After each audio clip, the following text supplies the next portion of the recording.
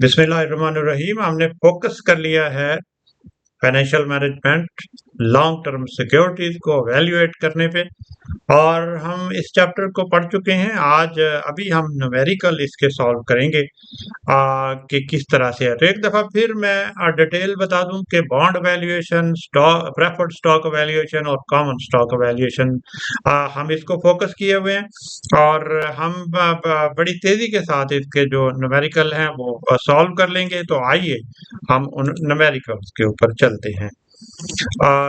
ये पहला न्यूमेरिकल है, ये ऑलरेडी भी हम सॉल्व कर चुके हैं, लेकिन मैं फिर चाहूंगा कि इसका बता दूं कि ये एक बॉन्ड है 1000 उसकी फेस वैल्यू है, यानी पार वैल्यू है, तो 3 ईयर इसकी मैच्योरिटी है। इसका क्यूपन रेट जो है वो 10% है, रिक्वायर्ड रेट ऑफ रिटर्न 14% है। तो बड़ी आसानी के साथ VI मिलेगा, आपको इंटरेस्ट मिलेगा, यानी इसको R भी आप कह सकते हैं, present value interest factor NAT, KDN, maturity value, present value interest factor KD और N, इस तरह से हम इसको एवेल्युएट करेंगे। तो ये आपका पहला जो है ये सीरीज का फैक्टर है, यानी 3 साल 100 100 100 आपको मिलेंगे। जो 3 साल 100 100 100 आपको मिलेंगे उसकी प्रेजेंट वैल्यू 232.2 है, और जो 3 साल के बाद आपको 1000 रुपया मिलेगा उसकी वैल्यू आज 675 है। तो टोटल 902 रुपए, 907 रुपए 2 यानी 2 हो गया। तो इस तरह से अगर ये सेमी एनुअली कंपाउंडिंग है तो ऐसी सूरत में I को 2 पे डिवाइड कर देंगे, KD को 2 से डिवाइड कर देंगे और N को 2 से मल्टीप्लाई कर देंगे। तो ये 50 आ जाएगा, इधर 14 था 7 हो जाएगा, और यहाँ 3 था 6 हो जाएगा। तो अब हम अगर कैलकुलेट करेंगे तो इसी एतबार से ये 904 रुपया इसकी वैल्यू बनेगी। इसी तरह से इसका क्वेश्चन नंबर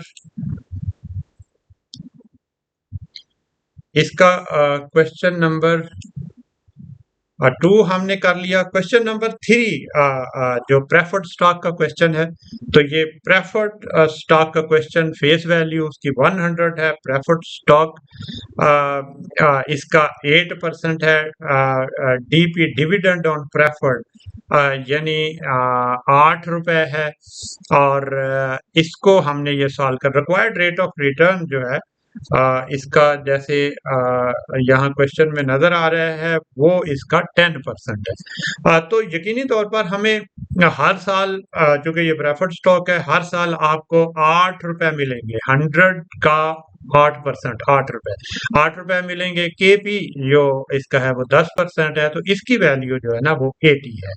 अगर KP जो है अब वो 12% हो जाए तो क्या होगा, तो 12% करके देख लें। जैसे बी पार्ट में है तो इसकी वैल्यू जो है अब वो कम हो जाएगी, रिक्वायर्ड रेट ऑफ रिटर्न बढ़ेगा तो वैल्यू कम हो जाएगी। तो ये 66.67 है। नेक्स्ट क्वेश्चन, क्वेश्चन नंबर 4 है। V आपके पास वैल्यू जो है वो 20 है, डिविडेंड 1 आपको मिलेगा 1 रुपए का, प्राइस जो है वो 23 है। सिचुएशन इस तरह से है कि अगर आप एक स्टॉक खरीदते हैं और ये स्टॉक जो है अब वो 20 रुपए का आपको मिल रहा है, आपको तवक्को है कि अगले साल 1 रुपया डिविडेंड मिलेगा, और आपको ये भी तवक्को है कि 1 साल के बाद जब आप इसको बेचेंगे तो 23 रुपए का बिक जाएगा। अब आपने इसकी क्या मालूम करना है, आपने इसका रिक्वायर्ड रेट ऑफ रिटर्न मालूम करना है, यानी 20 का लें, 23 का बेचें, 1 रुपया डिविडेंड लें, तो ऐसी सूरत में रिक्वायर्ड रेट ऑफ रिटर्न क्या है। यहाँ ये फार्मूला लगेगा V is equal to D1 1 plus KE plus P2, यानी दूसरे साल उसकी प्राइस, और 1 प्लस KE, और 1 साल के बाद ये प्राइस है, दूसरे साल के बाद नहीं है, इसलिए दोनों पे 1 1 आएगा, दोनों की पावर 1 आएगी, क्योंकि 1 साल के बाद आपने उसे सेल कर दिया। तो 20 है, इसको सॉल्व करेंगे, और सॉल्व करने के बाद आपके पास ये रिक्वायर्ड रेट ऑफ रिटर्न 20% आ जाएगा। तो इस तरह से आप कह सकते हैं क्वेश्चन नंबर 1 से लेकर 4 क्वेश्चन हमने सॉल्व कर लिए, और बड़ी